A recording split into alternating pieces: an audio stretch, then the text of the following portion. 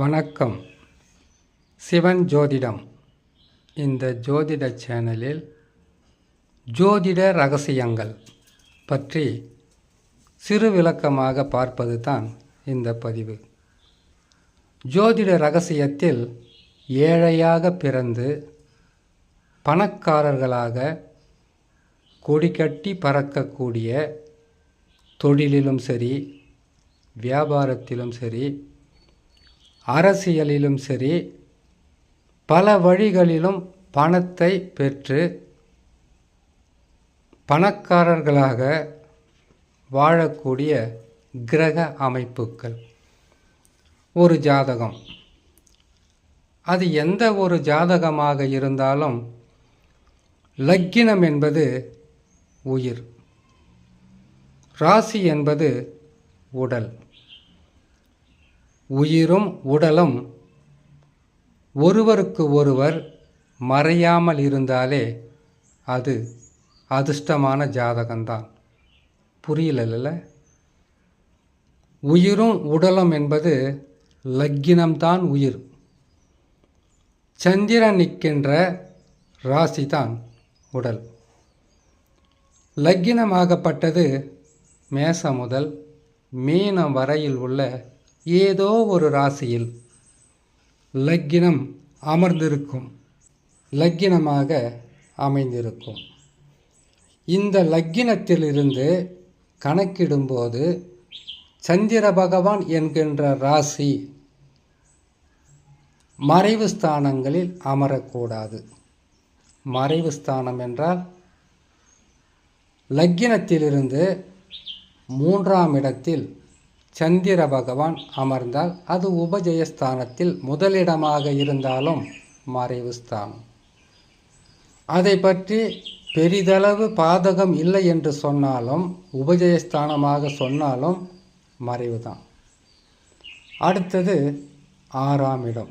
லக்கினத்திலிருந்து ராசி என்பது 6ஆம் ராசியாக வரக்கூடாது, 8ஆம் ராசியாக வரக்கூடாது, 12ஆம் ராசியாக வரக்கூடாது. இதை தவிர்த்து லக்கினத்திலிருந்து கணக்கிடும்போது சந்திர பகவான் என்கின்ற ராசி, சந்திர பகவான் அமருகின்ற ராசி லக்கினத்தில் இருக்கலாம், லக்கினத்துக்கு 2இல் இருக்கலாம், லக்கினத்திற்கு 4இல் இருக்கலாம், லக்கினத்துக்கு 5இல் இருக்கலாம், 7இல் இருக்கலாம், 9இல் இருக்கலாம், 10இல் இருக்கலாம், 11இல் இருக்கலாம். இது அதிர்ஷ்டம் தரும், தன யோகத்தை தரும், வசதி வாய்ப்புகளை தருகின்ற அமைப்பாக இருக்கும்.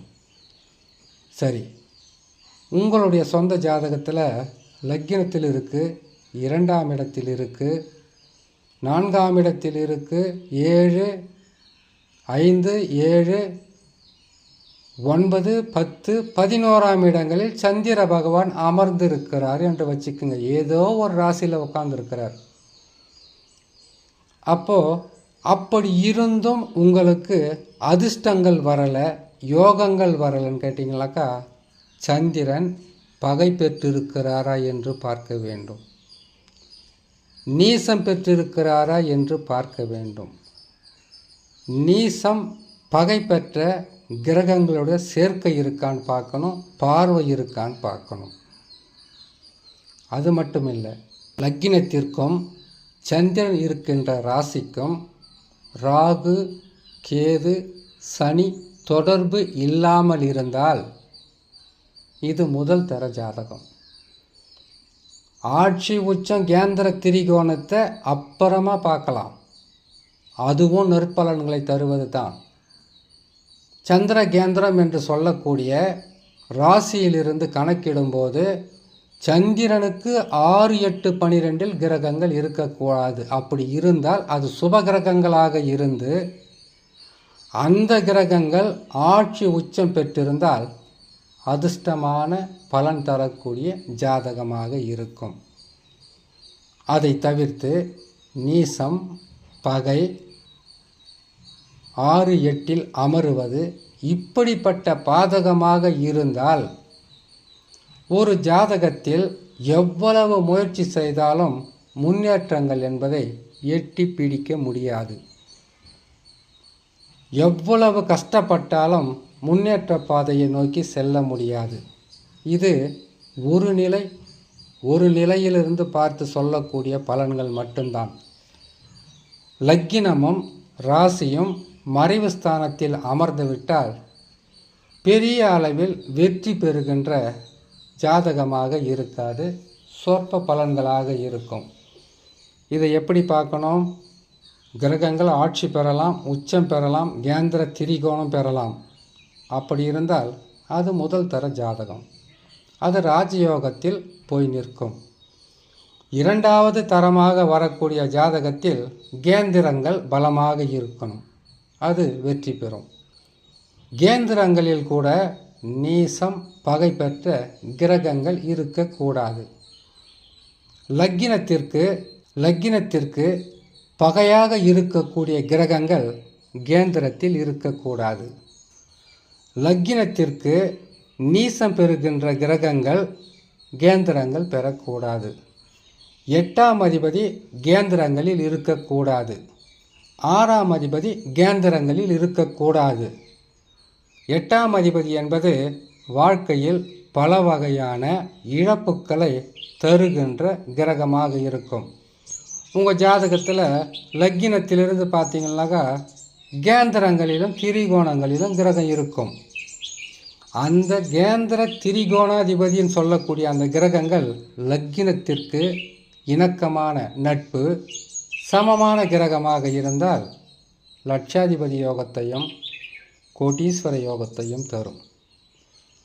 அதை தவிர்த்து 6ஆம் அதிபதி கேந்திரத்தில் இருந்தால் என்ன? நோய், கடன், சண்டை, பிரச்சனை, கோர்ட்டு கேஸு, வழக்கு, இப்படியெல்லாம் பல வகையில் இருக்கும்.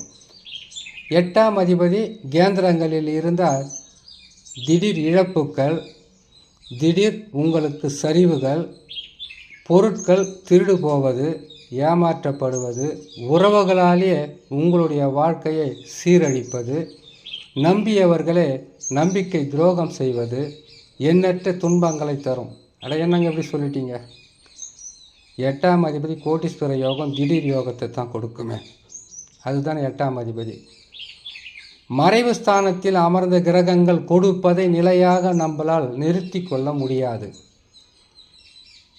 கேந்திரங்களில் ஆட்சி உச்சம் பெற்ற கிரகங்கள் தரக்கூடிய மிகப்பெரிய ராஜயோகத்தை 6, 8ஆம் அதிபதி கேந்திரங்களில் இருந்தாலோ 6, 8இல் இருக்கக்கூடிய கிரகங்கள் இருந்தாலோ தராது. அது தவறான வழி, தவறான பாதை, தவறான இடத்திலிருந்து தான் அந்த காசு பணம் வரும்.